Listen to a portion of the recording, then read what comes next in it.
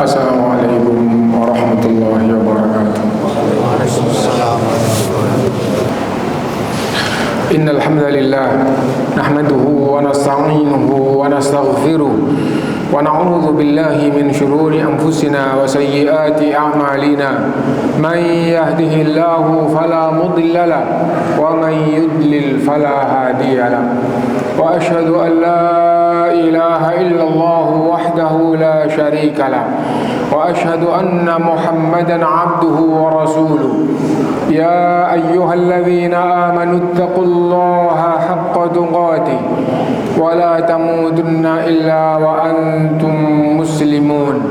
Ya ayyuhan nasu taqu rabbakumul ladzi khalaqakum min nafsin wahidah wa khalaqa minha zawjaha wa batha minhuma rijalan katsiran wa nisaa. Wattaqullaha alladzi tasaaluna bihi wal arham innallaha kana 'alaikum raqiba. Ya ayyuhalladzina amanu taqullaha wa qulu qawlan sadida yuslih lakum a'malakum wa yaghfir lakum dhunubakum wa man yuti'illaha wa rasulahu faqad faza fawzan 'azima. Amma ba'du fa inna asdaqal hadithi kitabullah wa khairal hadi hadi Muhammadin sallallahu alaihi wasallam wa syarrul umuri muhdatsatuha wa kullu muhdatsatin bid'ah wa kullu bid'atin dhalalah wa kullu dhalalatin finnar. Ma'asyiral muslimin, jamaah rahimakumullah. Pertama, marilah kita tingkatkan takwa kita kepada Allah dengan menjalankan semua perintahnya dan menjauhi larangannya. Dan itu adalah kalimat yang mencakup segalanya. Karena itu wasiat takwa, itu wasiat Allah kepada para nabi, kepada orang yang beriman, dan bahkan kepada semua manusia. Ya ayyuhan nabiyyu taqillah, wahai nabi bertakwalah kepada Allah. Ya ayyuhalladzina amanu taqullah, wahai orang yang beriman bertakwalah kepada Allah.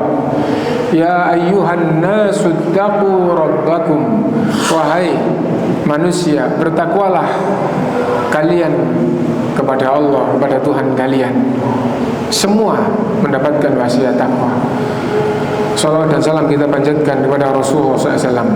Ma'asyiral muslimin, ada panggilan secara khusus, yaitu kepada setiap orang agar menjaga dirinya dari api neraka, dan karena dia bertanggung jawab kepada keluarganya secara khusus, maka dia juga dipanggil secara khusus untuk menjaga keluarganya dari api neraka.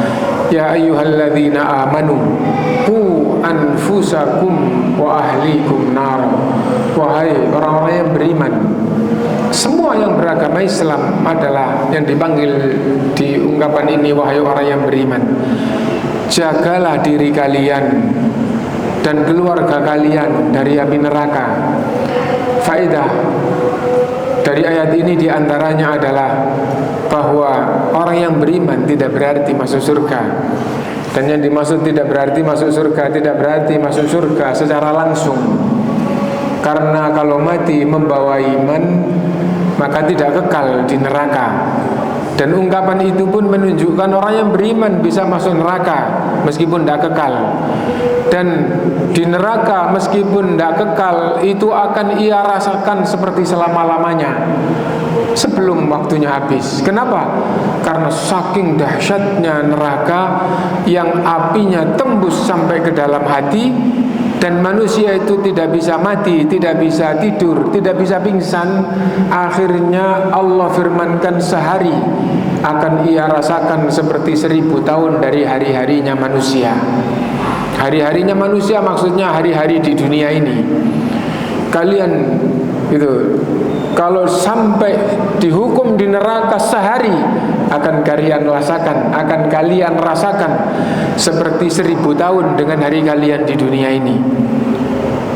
Rasulullah SAW tatkala berdakwah Dan biasa sebagaimana para rasul terdahulu ditentang oleh kaumnya.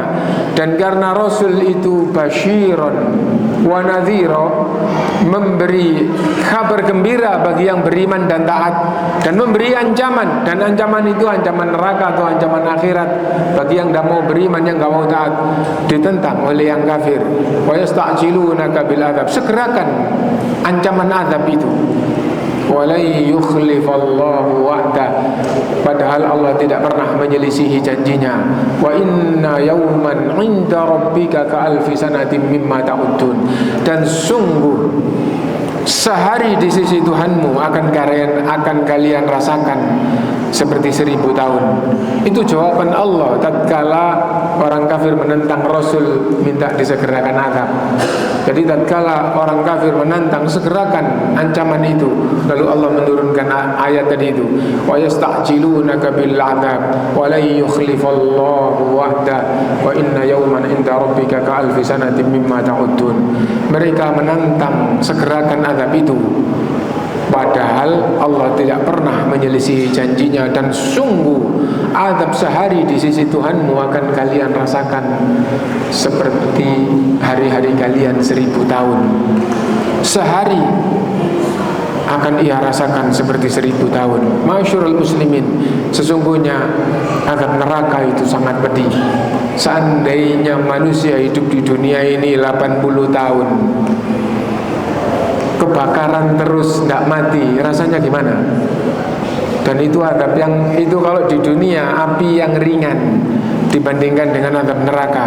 Seandainya kebakaran terus bukan sehari penuh, bukan seminggu, tapi selama hidupnya 80 tahun kebakaran terus, kira-kira gimana?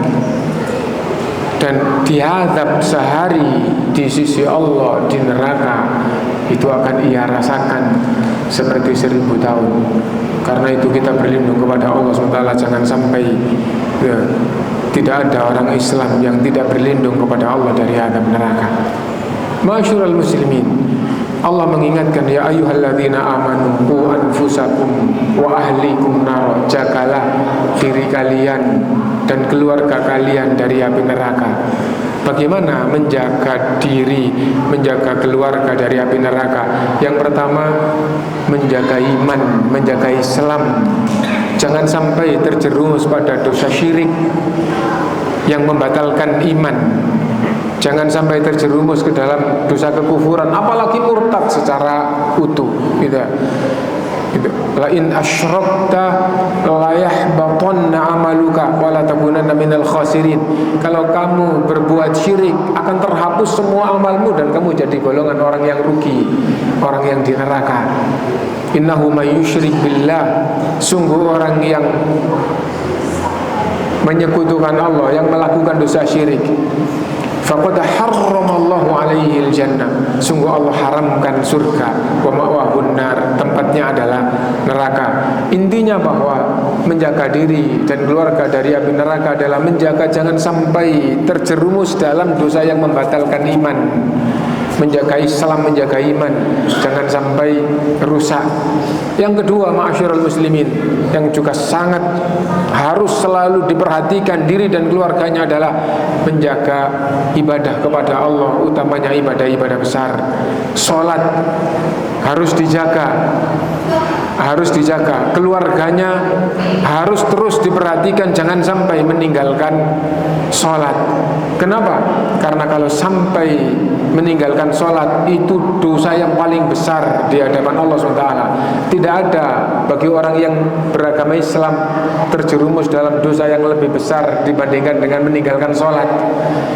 Meninggalkan sholat, semua orang mencuri itu sengaja, ya, dan semua orang mencuri itu faham bahwa mencuri itu dosa, dan itu dosa besar, tapi masih lebih besar dosanya meninggalkan sholat. Sampai ulama itu sejak generasi awal berbeda pendapat, apakah dia kafir apa enggak, meskipun beriman bahwa sholat itu wajib.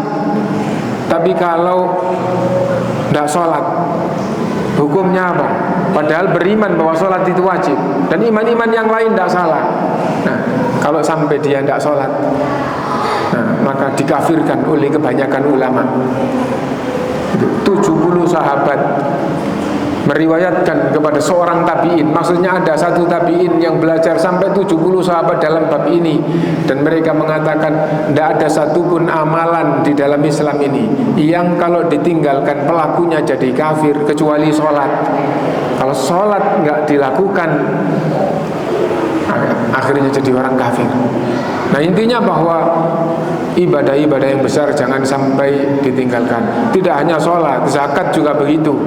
Waktunya zakat harus zakat. Walladzina yaknizuna adh-dhahaba wal fiddata wa la yunfiqunaha fi sabilillah fabashshirhum bi'adzabin alim. Orang yang menyimpan harta kekayaan tidak dikeluarkan zakatnya, beri kabar azab yang sangat pedih. Yauma yuhma 'alaiha fi nari jahannam. Pada hari kiamat nanti hartanya itu akan dibakar di neraka jahanam. Fatuqwa biha jibahuhum wa junubuhum wa dhuhur. Lalu digunakan mengadab pemiliknya dari depannya, dari sampingnya, dari punggungnya. Hadza ma kanaztum li anfusikum. Ini yang kamu simpan buat kamu sendiri. Fadzuqu ma kuntum taknizun. Rasakan adab kalian, rasakan simpanan kalian untuk kalian sendiri. Intinya bahwa menjalankan kewajiban-kewajiban besar sebagai orang Islam, menjaga kewajiban-kewajiban besar gitu, jangan sampai ditinggal oleh dirinya dan oleh keluarganya, karena Allah berwasiat qu anfusakum wa ahlikum nar. Yang ketiga, ma'asyiral muslimin, jangan sampai melakukan dosa besar yang dilarang. Jangan sampai melakukan dosa besar yang dilarang. Dosa besar secara global masuk dalam 5 kriteria.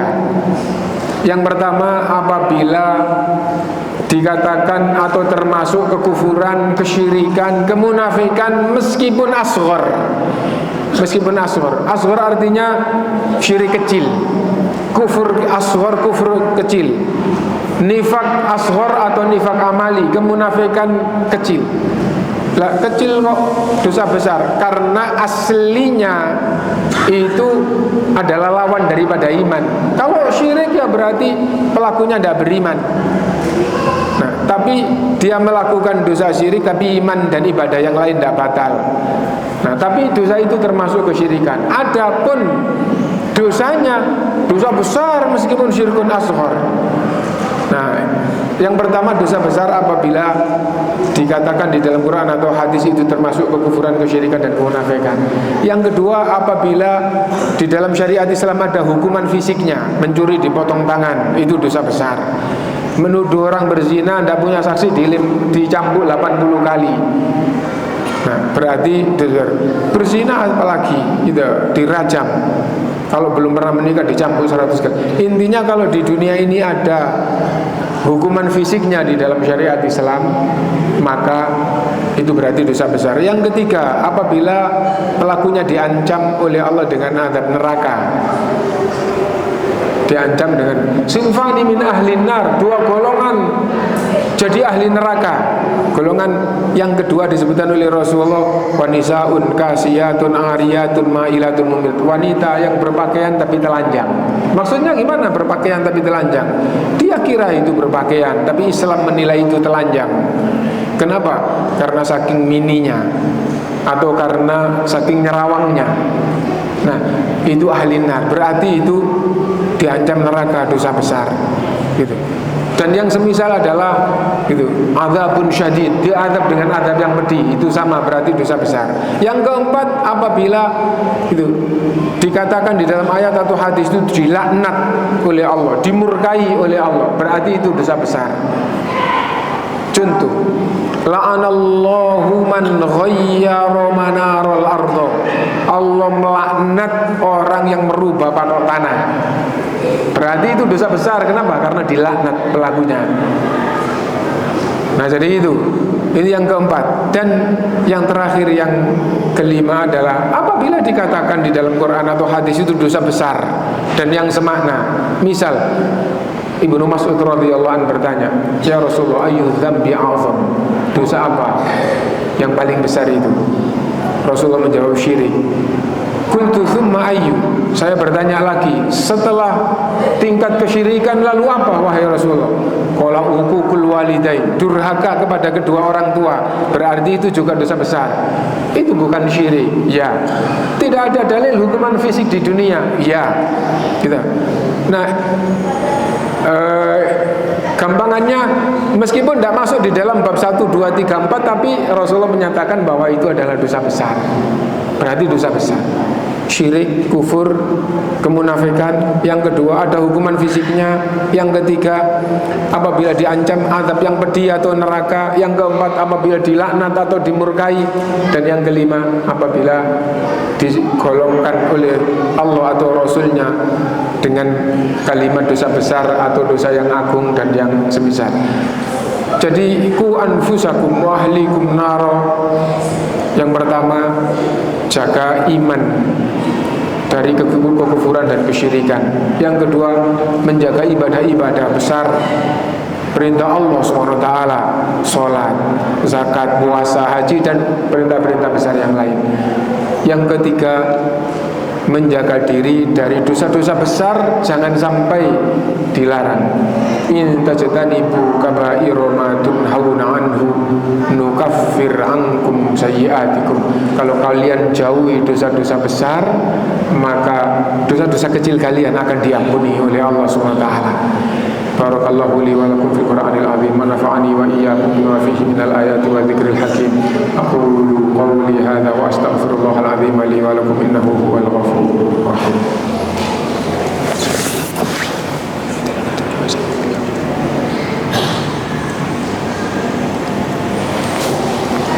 Alhamdulillah, wassalatu wassalamu ala rasulillah, wa asyhadu an la ilaha illallah wahdahu la syarika lah, wa asyhadu anna Muhammadan abduhu wa rasuluh.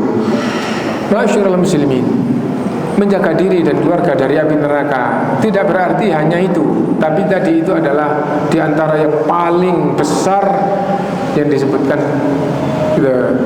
menjaga diri dari api neraka. Termasuk menjaga diri dan keluarga dari api neraka adalah jangan sampai mengkonsumsi makanan minuman yang haram. Dan makanan minuman yang haram itu dari dua sisi. Bendanya haram, misalnya daging babi atau hewan mati tanpa disembelih. Mungkin orang Islam itu punya pikiran eman, misalnya kambing atau sapi di pinggir kereta, kemudian ketubruk kereta, dagingnya segar, mati tanpa disembelih, itu bangkai, tidak boleh dimakan. Ada ayam besar ketendang motor mati, nah masih segar, ayamnya juga sehat, puluhan ribu harganya. Iya, tapi itu haram karena binatang darat yang mati tanpa disembelih itu adalah bangkai.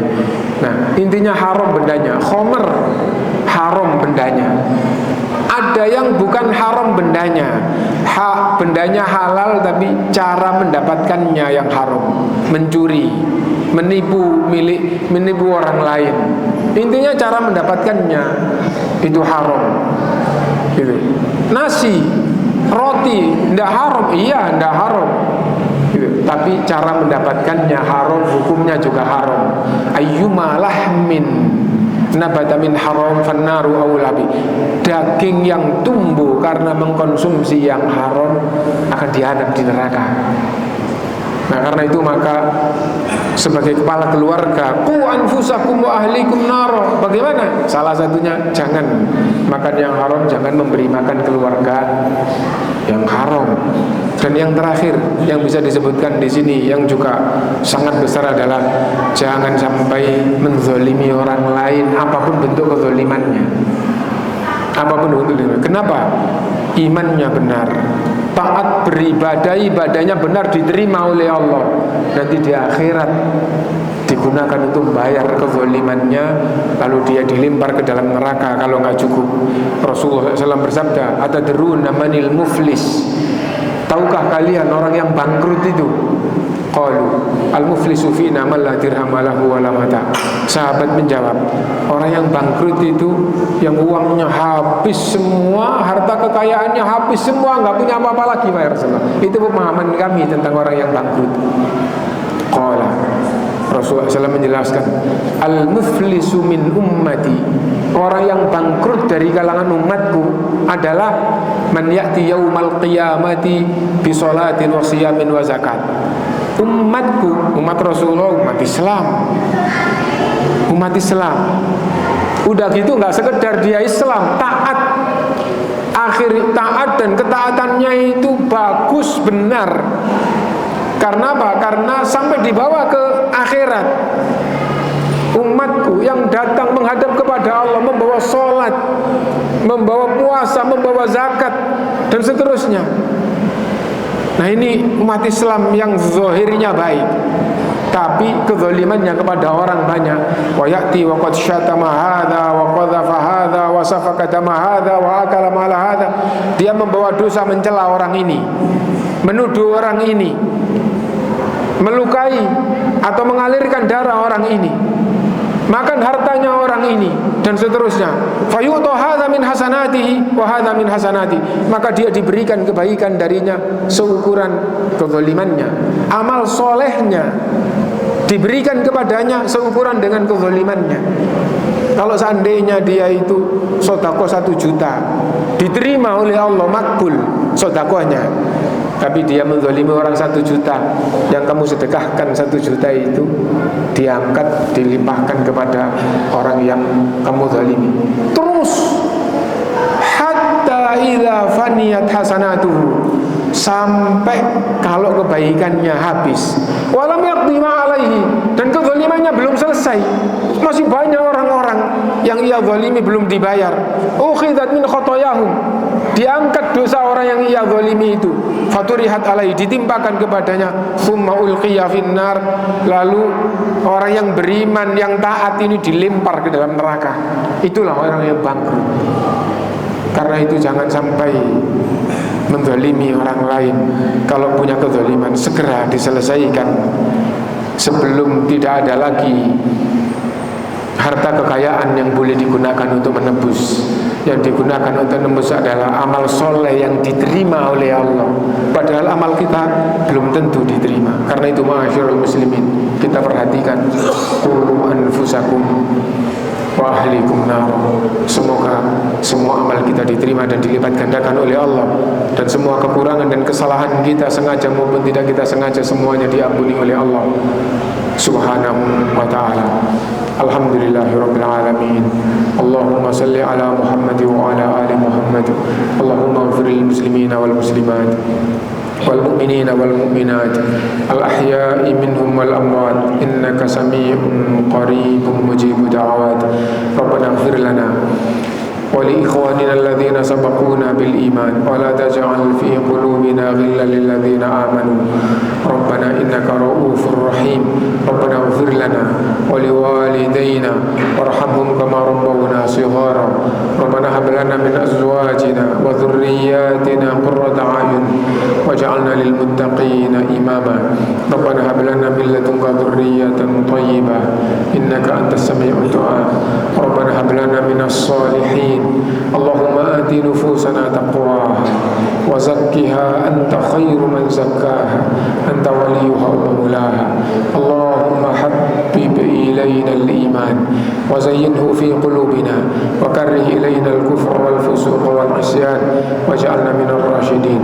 Rabbana atina fid dunya hasanah wa fil akhirati hasanah wa qina adzaban nar. Wa sallallahu wa sallama ala nabiyyina Muhammad.